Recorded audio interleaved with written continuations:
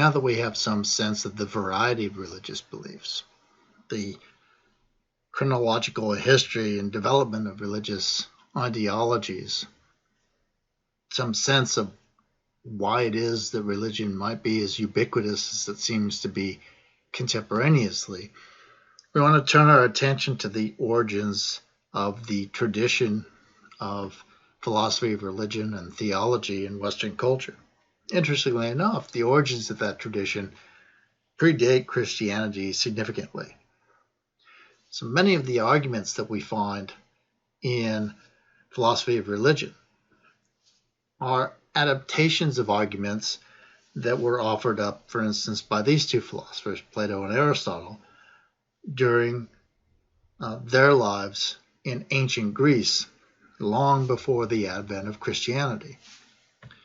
So, for instance, Plato offers an argument against appeals to religious authority in matters of ethics in the Euthyphro. Aristotle's thinking on the origin of motions is what inspires one of the arguments for the existence of God, called the cosmological argument. So a lot of the arguments that we find in this philosophical tradition in Western culture of philosophy of religion are in fact adaptations of arguments having to do with other ruminations about worldviews, really. And we'll also find, as we go along, that many of the arguments are developed or first mentioned or found in other cultures. For instance, several of the arguments I note were developed by Islamic scholars. So arguments for God's existence, like St. Thomas Aquinas' 5 ways, start off as church doctrine.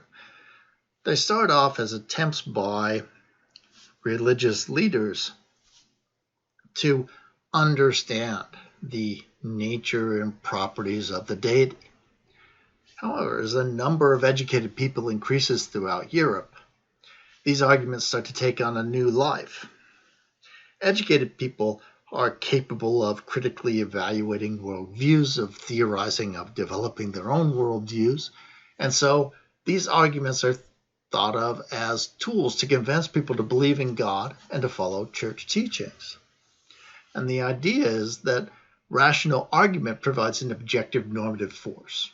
And so those who aren't strongly moved by faith, those who don't get their religious views largely from absorption from their community, for instance, but who want reasons, who question, right? These arguments provide this normative force. They provide reasons for them to accept church doctrines.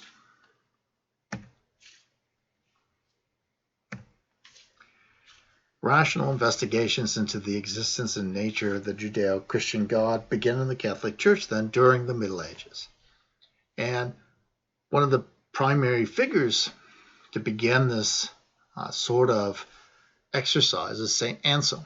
He's widely thought to have been the first Christian to frame the ontological argument in his Proslogia. And he's widely considered to have tried to render religious belief within a rational framework. So the tradition of philosophy of religion in Western culture is centered around and developed in the Judeo-Christian tradition, but it draws from other religious traditions and from philosophy that isn't necessarily religious in nature.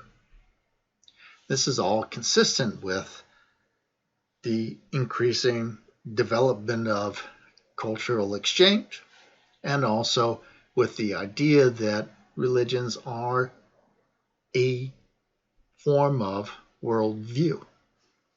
And the idea that we engage in rational investigations with regard to religion is an idea that is commonplace when we think about worldviews. So, particularly more contemporary educated people, when they're creating a worldview, are actively creating it. They're seeking out evidence, they're forming beliefs, they're subjecting their beliefs to rational evaluation and criticism, They're rejecting beliefs that they don't feel have merit. They're accepting beliefs that do. All of these things are activities that start to emerge in the rational investigations into the existence and nature of the Judeo-Christian God during the Middle Ages.